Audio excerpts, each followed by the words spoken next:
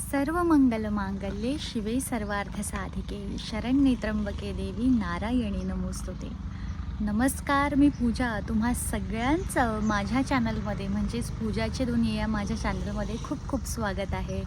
आणि आज आहे नवरात्रीचा 6वा दिवस आणि सगळे घरातले थोडी कामं सगळे आटपून आणि मस्तपैकी फुलं वगैरे सगळं तोडून आता आपण मंदिरामध्ये आलेलो आहोत. तर तुम्ही बघू शकता या ठिकाणी कुणी आलं असेल तर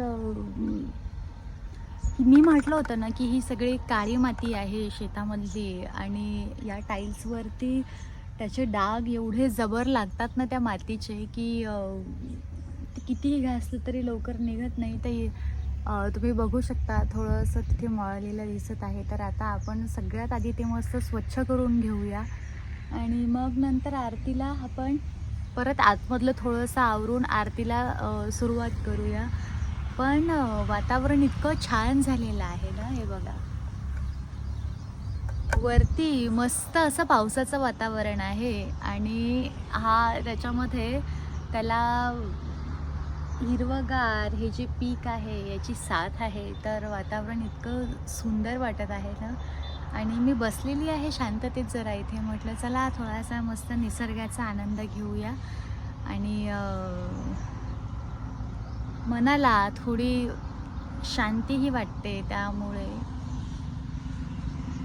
कधी कधी काय असतं ना आपल्या आयुष्यामध्ये सगळ्या गोष्टी असतात पण माणसाला कधी कधी एखाद्या गोष्टीची ना आतमधून एक अशी उणीव राहते. म्हणजे मनामध्ये एकदम अशी काहीतरी उणीव धगधगत राहते. तर कधी कधी तसं होतं. पण त्या सगळ्या गोष्टींना शांत करण्यासाठी आणि आपल्या मनाला स्थिर ठेवण्यासाठी ह्या गोष्टी अध्यात्माच्या अत्यंत महत्त्वाच्या आणि त्या गोष्टींचं आपल्या विचारांचं शमन करणाऱ्या ह्या गोष्टी आहेत. त्यामध्ये आपण देवाचं करणं म्हणा किंवा जी आपली नित्यसेवा असेल ती आपण करायलाच पाहिजे. कारण आपल्याला कुठलाही आपल्या आयुष्यामध्ये प्रसंग जर असेल एखादा की ज्यामुळे आपली मानसिक स्थिती थोडीशी ढासळलेली असेल तर ती मानसिक स्थिती पूर्ववत आणण्यासाठी तर नाही म्हणणार मी, पण त्या गोष्टीचं तिथे थोडं शमन करण्यासाठी ह्या गोष्टी खूप साथ देणाऱ्या आहेत. तर माझ्यासाठी पण ही गोष्ट तशीच आहे की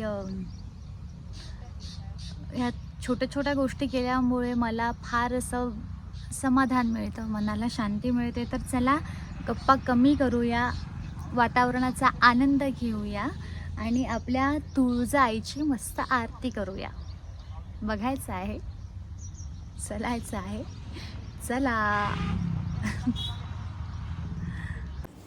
तर आता गप्पा जरा बास झाल्यात आणि म्हटलं चला आता कामाला लागूया. आणि तुम्ही इथे बघू शकता फारच कुत्र्यांची पावलं इथे उमटलेली होती. तर त्यामुळे हे सगळं खराब झालं होतं. कारण आधीच मी जसं सांगितलं होतं की ही जी शेती आहे आमची आणि त्या शेतामधली जी माती आहे ती एकदम काळी शुभ्र अशी माती आहे आणि त्याचे डाग या टाईल्सवरती पडल्यानंतरनं ते डाग लवकर निघत नाही. तर या ठिकाणी सगळ्यात आधी मी म्हटलं आधी हे स्वच्छ करून घेऊया. तर या ठिकाणी मस्त असं स्वच्छता करायला मी सुरुवात केली. आतमधला जो देवीचा गाभारा होता तो छोट्या फळ्यांनी झाडून घेतला आणि समोरचं जे देवीचा मंडप आहे तो मोठ्या फळ्याने झाडून घेतला. कारण आतमध्ये जो गाभारा आहे तो छोटा असल्यामुळे तिथे छोट्या फळ्यांनी व्यवस्थित असं स्वच्छ होतं. तर या ठिकाणी तुम्ही बघू शकता कामाला आता लागलेली आहे मी. आणि आज आपण या व्हिडिओमध्ये नवरात्रीच्या 6व्या आणि 7व्या अशा दोन्ही दिवसांची कथा आपण ऐकणार आहोत. तर बघा, नवरात्रीचा जो 6वा दिवस असतो तो देवी कात्यायनीला समर्पित केलेला आहे. कारण नवरात्रीचा हा जो 6वा दिवस आहे हा शक्ती आणि धैर्याचं प्रतीक मानलं जातं. त्यामुळे कात्यायनी मातेला हा जो 6वा दिवस आहे नवरात्रातला हा समर्पित केला जातो. आणि या देवीला 4 हात आणि देवांनी भेट दिलेली विविध शस्त्रांसह ही देवी सिंहावरती स्वार आहे. चतुर्भुज देवी आहे ही. आणि या देवीला प्रत्येक देवाने विविध प्रकारची शस्त्रे दिलेली आहेत. आणि ही जी कात्यायनी देवी आहे ना, ही दुर्गा देवीची तपश्चर्या करून वरदान म्हणून जन्माला आलेली आहे कात्यायनी देवी. आणि या देवीला आपण नवरात्रामध्ये मध अर्पण करतो. हा मध जे आपण मध जे असतं तर ते आपण देवीला प्रसाद म्हणून अर्पण करत असतो. तर असा 6वा दिवस हा कात्यायनी मातेचा आहे. आणि 9 दिवसाच्या ज्या देव्या आहेत ना, प्रत्येक देवीची जी कथा आहे ती वेगवेगळी आहे. आणि ही झाली 6व्या दिवसाची म्हणजेच कात्यायनी देवीची कथा इथे. आणि आता आपण जाऊया 7व्या दिवशी, जी आपण कालरात्री देवीची पूजा करतो. तर आता कालरात्री देवीची सुद्धा या ठिकाणी आपण मस्तपैकी देवीचं जे रूपाचं वर्णन आहे ते आपण इथे करूया. आणि नवरात्रीचा हा जो 7वा दिवस आहे हा देवी पार्वतीचे सगळ्यात उग्र स्वरूप म्हणजेच माता कालिंका, जिला आपण कालरात्री असं म्हणतो, कालरात्रीला समर्पित आहे.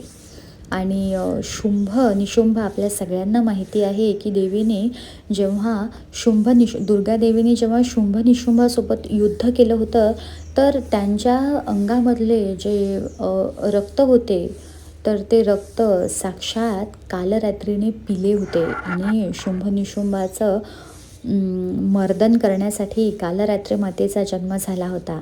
आणि त्यामुळे या दोघांचे मातेने मर्दन केल्यामुळे मातेच्या त्वचेचा रंग हा गडद असा काळा मानला जातो.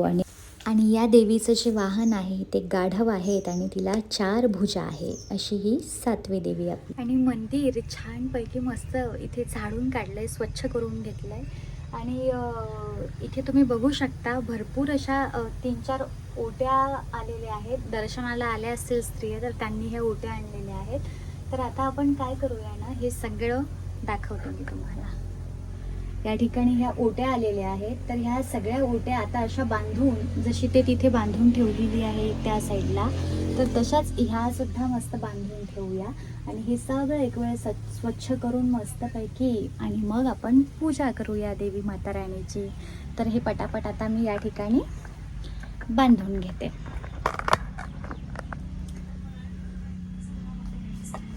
बायकांचं काम ना खरंच बायकांनीच करावं. कारण कसं आहे ना,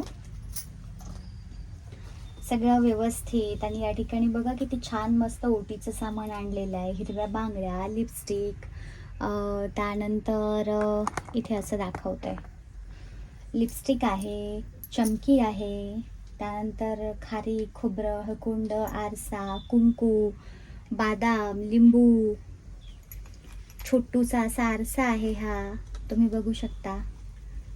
आई जगदंबेला मुख बघण्यासाठी छोटूवाला आरसा, माझ्या जगदंबेला तिचं सौंदर्य न्याहाळण्यासाठी. आणि छोटी पोत पण आहे त्याच्यामध्ये, बघू शकता ही मण्यांची. तर अशी ही ओटी या ठिकाणी आपण बांधून इथेच ठेवून देऊया. याला अशी पुडी करून घेते.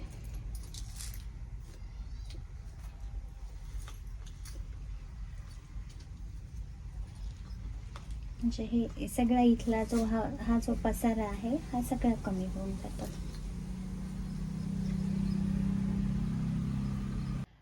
तर मंदिर बऱ्यापैकी साफ केलं मी आणि स्वच्छ करून घेतलं. आणि आता थोडंसं पुसून घेते त्याला, कारण जरा जास्तच खराब झालेला आहे. हा जो घट आहे ना, या घटामधलं पाणी त्याच्यामध्ये जातं पूर्ण मंदिरामध्ये आणि त्यामुळे सगळं हे गिचगिच होऊन जातं. तर हे सुकेपर्यंत आता थोडंसं आपण याला असंच राहू देऊ. म्हणजे मग आपल्याला थोडंसं आणखी सुकल्यानंतर तिथे वस्तू ठेवता येतील. तोपर्यंत आता हार करून घेऊया आपण मस्त. बघा किती बरंच खाली झालं आहे आता, नाहीतर फार आणि हो, हे आणखी दाखवायचं होतं तुम्हाला. याच्यामध्ये हे जे आपण धान्य पेरतो ना घटामध्ये, हे बघा किती छान असं पद्धतीनं मस्त उगवलेलं आहे. तर चला आता बाकीची पण साफसफाई करून घेऊ थोडी. आणि बोलता बोलता सगळी साफसफाईसुद्धा झाली आणि या ठिकाणी मस्त इथे धुपारणं लावलं आणि आरती लावली, ती याच्यामध्ये मी दाखवली नाही. आणि मस्त मनोभावाने देवीची इथे शांततेमध्ये पूजा केली. आणि असा हा आजचा व्हिडिओ होता.